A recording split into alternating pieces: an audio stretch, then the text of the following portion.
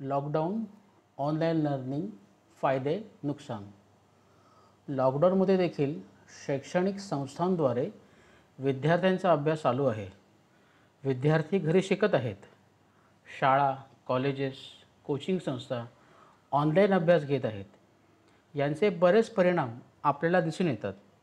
पण यामध्ये विद्यार्थी, शिक्षक, पालक खुश आहेत का? असे बरेच प्रकारचे प्रश्न सगळ्यांसमोर आहेत. नमस्ते मित्रांनो, दैनंदिनीमध्ये आपलं स्वागत आहे. असे आढळून आले आहे की लॉकडाऊनमध्ये विद्यार्थ्यांना बरेच वाईट चांगले अनुभव आलेले येत आहेत. बराच वेळ मोबाईल किंवा कम्प्युटर, लॅपटॉप यांच्यासमोर बसल्यामुळे विद्यार्थ्यांच्या बाबतीत शारीरिक त्रास, जसं डोळ्यांमध्ये जळजळ, डोके दुखणे, मानसिक त्रास जसा तणाव, कौटुंबिक त्रास जसं एकच मोबाईल एकापेक्षा जास्त बहीण भावांमध्ये एकाच वेळी वाटून घेणे, शिक्षकांच्या बाबतीत विद्यार्थ्यांना किती समजते याचा अंदाज येत नाही. बहुतेकदा विद्यार्थी प्रश्न विचारत नाहीत, त्यामुळे गुणवत्ता कळत नाही आहे. विद्यार्थी लक्ष देत नसताना त्यांचे लक्ष खेचता येत नाही. विद्यार्थी अभ्यासात कमी रुची दाखवतात. याशिवाय network issue, speed issue, disconnection issue, slowness issue, समोरच्याचा आवाज ऐकून न येणे, बरेचदा समोरचा स्क्रीनवर न दिसणे,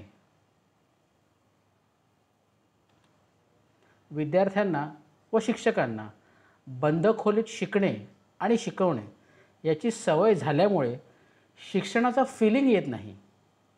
अभ्यास करण्यात किंवा शिकवण्यात आनंद येत नाही. अशा बऱ्याच गोष्टी आढळून आल्या. शिक्षक आणि विद्यार्थी फक्त बिझी झाले आहेत का? का फक्त एक रुटीन नित्यक्रम सेट झाला आहे की काही तास विद्यार्थी मोबाईलमध्ये, लॅपटॉप, कम्प्युटरसमोर बसतो, केवळ स्क्रीन बघतात. मात्र हे सगळे यांच्या बाबतीत आहे ज्या विद्यार्थ्यांकडे मोबाईल, लॅपटॉप, कम्प्युटर, इंटरनेट अशा सुविधा उपलब्ध आहेत. पण त्यांचे काय ज्यांच्याकडे वरील काहीच नाही आणि ज्यांना अभ्यास करायचा आहे किंवा कुठल्याही प्रकारे त्यांच्यापर्यंत ह्या वस्तू पोचवता येणार नाही, अशा विद्यार्थ्यांची संख्या कमीत कमी 50% नक्कीच असणार. असे सगळे विद्यार्थी अभ्यासापासून वंचित आहेत. हे देखील आपण शहरातील विद्यार्थी समजू शकतो. पूर्ण महाराष्ट्रात, भारतात 50% विद्यार्थी जे ग्रामीण भागात आहेत, अशा विद्यार्थ्यांमध्ये फारच कमी विद्यार्थी वरील गरजेच्या गोष्टी विकत घेऊ शकतात. असा विचार केला तर ग्रामीण भागात शिक्षणाचा प्रसार लॉकडाऊनमध्ये नाही असाच आहे. ज्या विद्यार्थ्यांच्या बोर्ड परीक्षा 2020मध्ये होत्या आणि 2021मध्ये असतील, अशा 10वी, 12वी, graduation, doctors, engineers, MPSC, UPSC, IAS अशा विद्यार्थ्यांना त्यांच्या अभ्यासावर, रिझल्टवर आत्मविश्वास ठेवायला लागेल. तसेच अशा कितीतरी शैक्षणिक संस्थेमध्ये जिथे व्यावहारिक शिक्षण म्हणजेच प्रॅक्टिकल लर्निंगची गरज आहे, तिथे केवळ व्हिडिओज बघून, क्लिप्स पाहून शिक्षण मिळू शकते का? मेडिकल, इंजिनिअरिंग शिक्षण तिथे या सर्वांची फारच गरज आहे.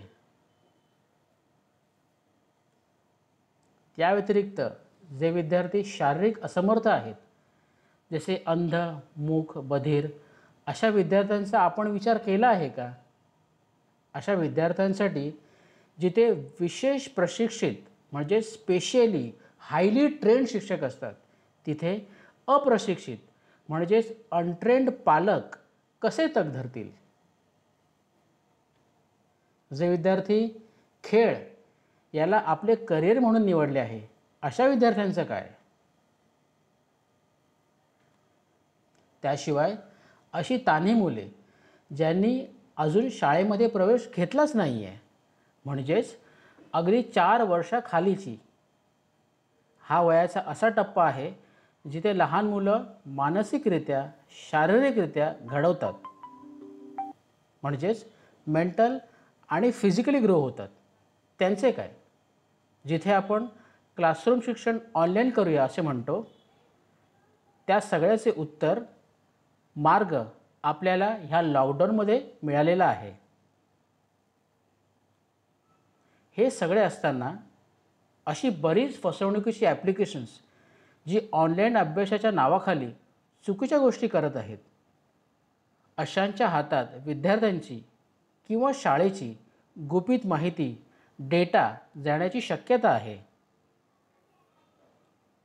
त्यामुळे विद्यार्थ्यांनी प्रमाणित मार्गाने म्हणजेच ऑथेंटिकेटेड ॲप्लिकेशन्सद्वारे अभ्यास करायला हवा.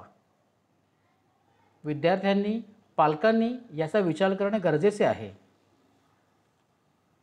सोबत शैक्षणिक संस्थांनी अशा विद्यार्थ्यांचा देखील विचार करायला हवा जे कारणास्तव अभ्यास प्राप्त करू शकत नाहीत आणि असेही विद्यार्थी आहेत जे खरंच या सगळ्यामधून खूप छान वापर करत आपले स्वतःची अभ्यासाद्वारे सुधारणा करत आहेत.